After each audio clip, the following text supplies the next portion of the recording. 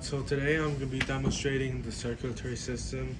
And this whole thing right here is built by the physics department, and they use this to demonstrate the fluid dynamics to students. And luckily I had the chance to borrow this from them and demonstrate circulation to you guys today. So the circulatory system basically consists of two major components.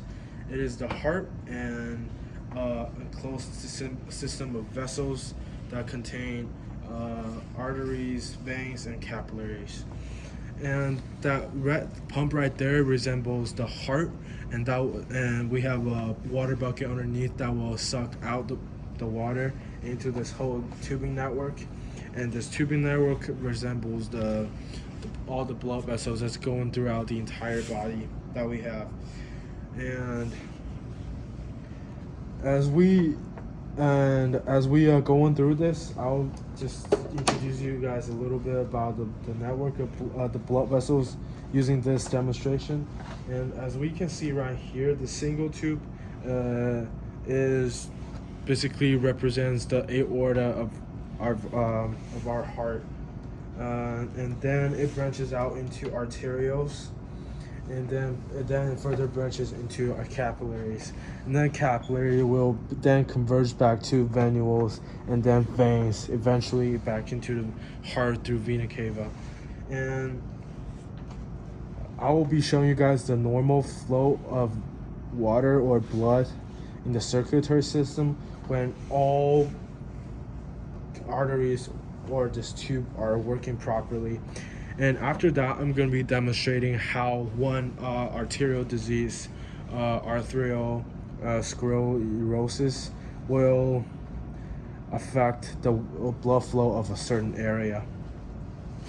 And this thing right here is basically we're using this to pump air into it so that you guys can see there's going to be air bubbles that will be traveling through the tubes that you guys can see to resemble the water flow.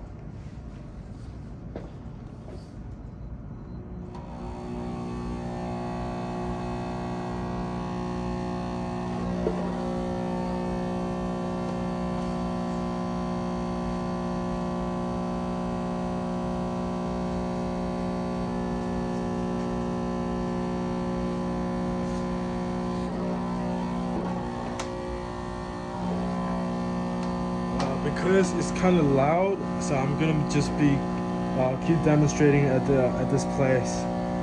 And so as we can see now, this whole thing is the water is flowing through the tubes, and you probably wouldn't be able to see it clearly because you don't know where the water is flowing without seeing the bubbles.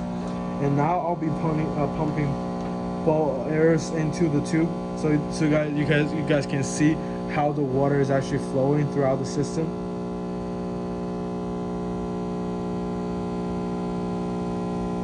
Now that you guys can see, there's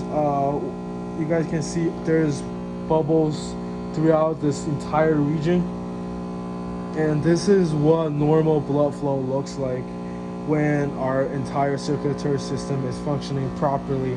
But when there's disease, when there's arterial disease that happens in the body, sometimes there will be plaques that build up in the arterial walls, and the buildup of plaques will block certain blood flows in certain regions.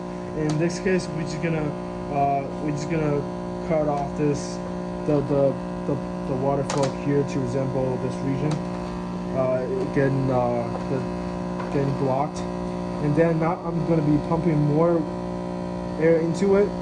And as you guys can see, there's normal blood flow right here. Like you guys can see the air bubbles that's traveling through the tubes, but there's nothing here. And that sometimes is what happens in the circulatory system. I'm gonna be closing the pump because it's too loud.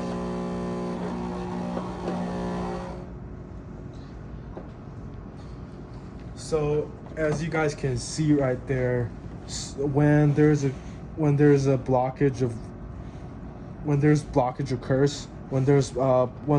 occurs, there will be no more. Sometimes there will be no more blood flow, or sometimes there will be less blood flow, and the change in blood flow, especially decrease in blood flow, will affect this in certain regions significantly, because blood is important because it delivers oxygen and nutrients into certain tissue and cells, and then carries out the carbon dioxide and waste, cellular waste.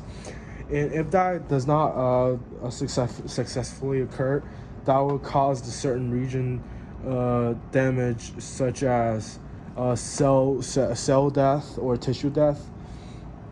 And in severe cases, there will be heart attacks and strokes if the disease occur in the brain or near the major arteries and near the heart. And that's all I have for you guys today. And oh, by the way, so for these arterial diseases, there's also preventions and treatments. And one of the most prominent way to prevent having this type of diseases is to have a healthier diet style, and because having a healthier diet will decrease the buildup of fat and cholesterol in the body, and eventually it will help to reduce the risk of having this type of diseases. And yep, that's it for me, for you guys today. Thanks for having me.